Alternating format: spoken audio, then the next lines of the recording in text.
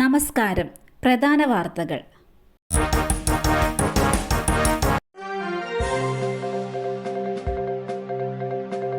കോഴിക്കോട്ട് ആശുപത്രിയുടെ ചുറ്റുമതിൽ ഇടിഞ്ഞു വീണു. കോട്ടപ്പറമ്പ് അമ്മയും കുഞ്ഞും ആശുപത്രിയുടെ ചുറ്റുമതിലിന്റെ ഒരു ഭാഗം ഇടിഞ്ഞു വീണു. ആശുപത്രിക്ക് സമീപമുള്ള സ്വകാര്യ വ്യക്തിയുടെ സ്ഥലത്ത് കെട്ടിട നിർമ്മാണത്തിനായി മണ്ണെടുക്കുമ്പോഴാണ് അപകടം. ആർക്കും പരിക്കില്ല. ജൂലൈയിൽ നിർമ്മാണ പ്രവർത്തികൾ നടക്കുന്ന സമയത്ത് ആശുപത്രി മതിലിന് കേടുപാട് സംഭവിക്കുകയും ക്യാന്റീൻ പൂട്ടുകയും ചെയ്തിരുന്നു. ശനിയാഴ്ച മതിൽ ഇടിഞ്ഞതോടെ സമീപത്തുള്ള പേവാർഡിലെ രോഗികളെ മാറ്റിയിട്ടുണ്ടെന്നും പരാതി നൽകിയെന്നും ആശുപത്രി സൂപ്രണ്ട് അറിയിച്ചു.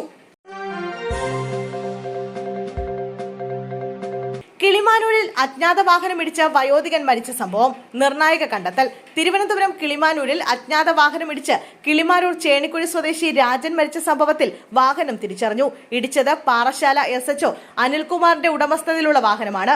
റോഡിലൂടെ നടന്നു പോവുകയായിരുന്ന രാജനെ ഇടിച്ചിട്ട ശേഷം കാർ നിർത്താതെ പോവുകയായിരുന്നു. കഴിഞ്ഞ ഞായറാഴ്ച പുലർച്ചെ 4-നും 5-നും ഇടയിലായിരുന്നു അപകടം. CCTV കേന്ദ്രീകരിച്ച് നടത്തിയ അന്വേഷണത്തിലാണ് അനിൽകുമാറിന്റെ മാരുതി 800 വാഹനമാണെന്ന് തെളിഞ്ഞത്.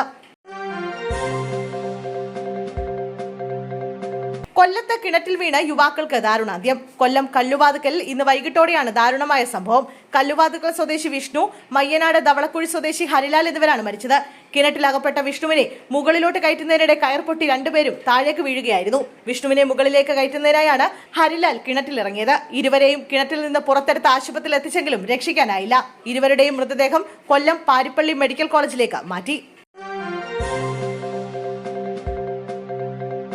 കടവിലിരുന്ന് ഭക്ഷണം കഴിച്ച ശേഷം കുളിക്കാനിറങ്ങി. മീനച്ചിലാറ്റിൽ 2 യുവാക്കൾ മുങ്ങി മരിച്ചു. കോട്ടയം മീനച്ചിലാറ്റിൽ കുളിക്കാനിറങ്ങിയ 2 യുവാക്കൾ മുങ്ങി മരിച്ചു. മുരുക്കുംപുഴയ്ക്ക് സമീപം തയ്യങ്ങനൂർ കടവിലാണ് അപകടം. കാഞ്ഞിരമറ്റം കണ്ടത്തിൻകരയിൽ സാബുവിന്റെ മകൻ ജിസ്ബാബു, കൊണ്ടൂർ ചെമ്മലമറ്റം വെട്ടിക്കൽ ബാബുവിന്റെ മകൻ ബിബിൻ ബാബു എന്നിവരാണ് മരിച്ചത്. ശനിയാഴ്ച ഉച്ചകഴിഞ്ഞ് 3 മണിയോടെയാണ് ദാരുണമായ സംഭവം ഉണ്ടായത്. പാല ചോളമണ്ഡല ഫിനാൻസിലെ ജീവനക്കാരാണ് ഇരുവരും. സ്ഥാപനത്തിലെ ജീവനക്കാരായ 5-അംഗ സംഘമാണ് കാറിൽ 6-ന്റെ തീരത്തെത്തിയത്.